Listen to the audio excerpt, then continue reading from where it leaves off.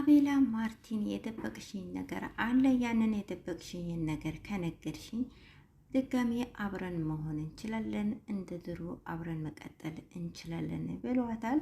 ማርቲም አቤላን ፍለጋ ወደ ቡታጀራ ገብታለች። አሰላሙ አለይኩም ወራህመቱላሂ ወበረካቱ። ቤተሰብ እንዴት ናችሁ? ሰላም ናችሁ? አልሐምዱሊላህ እኔ ጋር ሁሉ ሰላም ነው። በያላችሁ በሰላማችሁ ብዝት ተረፍ ይበልልኝ።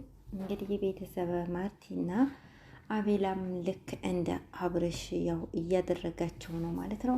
አብርሽ ልክ ከነ ሩታና ሄርሜላ ሲርቅ አቤላም እኔ ለምን ሀሳቤን አልቀይርም ብሎ ከሄርሜላ ልቆ እንግዲህ ከሶሊያና ጋር ሆኗል ማለት ነው። ብዙ ኮመንታተሮች ማርቲን እየሰደቧት እያብጠለጠሏት ይገኛሉ ማለት ነው። ይገባታል፣ ትክክል ነው ብዬ አምናለሁ። ምክንያቱም አንድ ሰው አንድ ወንድ ልጅ እኔ አልፈልግም ከአንቺ ጋር መሆን አልፈልግም ብሎ ከሄደ ጠርግ ይበል ብላችሁ ዝም ማለት አለባችሁ እንጂ እሱን እየተከተላችሁ ከለመናችሁት ከተለማመጣችሁት መቼም የሚመለስ አይደለም ማለት ነው። በልመና ደግሞ የሚሆን ነገር አይደለም ማለት ነው።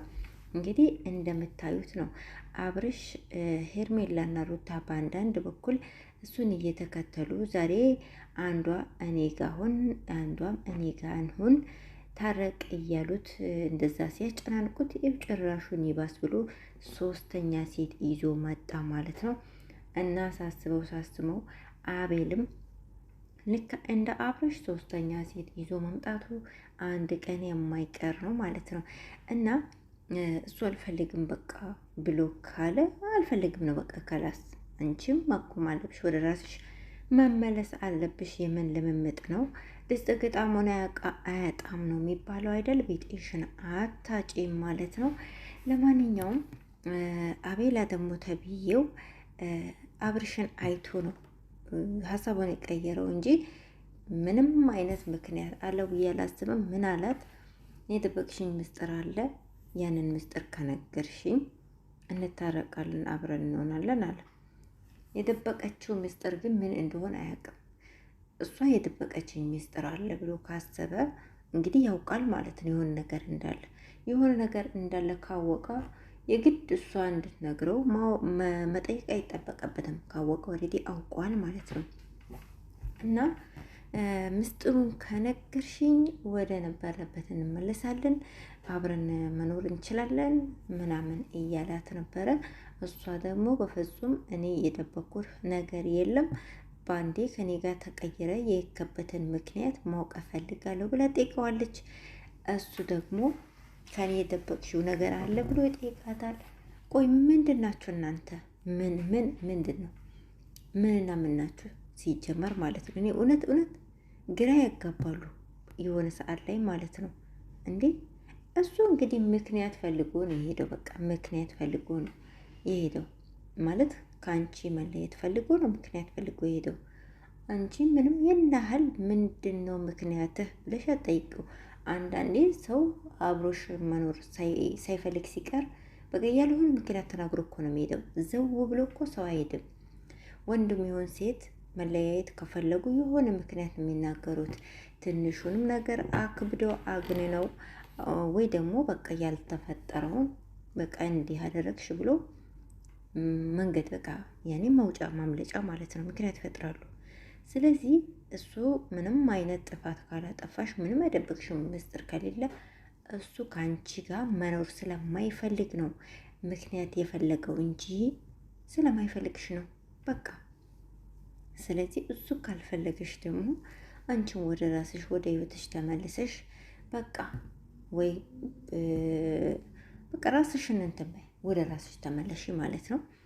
ለአንቺ ያለው ይመጣል ማለት ነው። ምናልባትም አንቺን በማጣቱ አንድ ቀን ተቆጭቶ አንድ ቀን ነዶት አንቺን መጥቶ የሆነ ሰዓት ላይ ለምንሽ ይችላል ማለት ነው። አንዳንዴ ወንዶች ስትለምኗቸው ኧረ ተው እኔ ከአንተ ጋር መሆን እፈልጋለሁ እያላችሁ እየለመናችኋቸው እምቢ ብለው ይሄዱና የሆነ ሰዓት ላይ ደግሞ እናንተ ራሳችሁን ጠብቃችሁ በቃ በስራችሁን በምናችሁም ጥንክር ብላችሁ ህይወታችሁ የተሻለ ነገር ሲሆን የተሻለ ቦታ ላይ ስትገኙ መተው እግራችሁ ላይ ወጥቀው ይለምኗችኋል። ያኔ ግን ዞር ብላችሁ እንዳታያችሁ። የእውነቴ ነው የምላችሁ። ያኔ እነሱ ጥለዋችሁ እንደሄዱ እናንተም ጥሏችሁ መሄድ ነው እንዴ? የመንባጣ ቆይሽ ነው። እነሱ ሲፈልጉ የፈለጉበትን ጎብኝተው እስኪመጡ እናንተ ቁጭ ብላችሁ ጠብቃችሁ ሲመጡ መቀበል ለምን ተብሎ?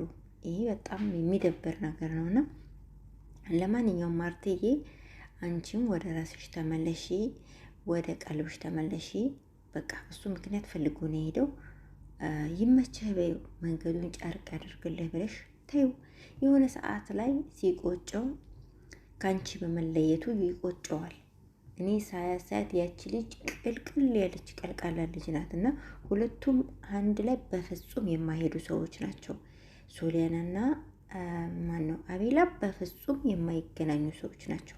ማለት በቃ አብረው እንኳን ለመቆም ደስ አይሉም። በቃ እና አብረው አይቀጥሉም። ነገ ሲጣሉ መጥቶ እንደሚለምንሽ እርግጠኛ ነኝ። ያኔ ደግሞ እንዳትቀበዩ፣ ዞር ብለሽ እንዳታዩ፣ ወደ ራስሽ ተመለሺ። በቃ ህይወትሽን ኑሪ። ህይወት ይቀጥላል። ወንድ ቤት ወንድ ይመጣል። ምን ነው ሸዋ እንዲህ ምንድን ነው ይናሃል? ከአዲስ አበባ ጀምሮ እሱን እየፈለግሽ በቃ ምንድን ነው ይናሃል? መስዋዕትነት ለወንድ መክፈል እንዴ! የእውነት እኮ ነው ማለት ለሚገባው ሰው ከሆነ ኦኬ፣ ግን ለማይገባቸው ሰዎች የማይገባቸውን ቦታ ስትሰጧቸው የራሳችሁን ቦታ ነው የምታጡት። እና ሴቶችዬ ቆፍጠን በሉ ለማለት ነው። እስካሁን አብራችሁኝ ስለነበራችሁ ከልብ አመሰግናለሁ። ሰላም ሁኑልኝ።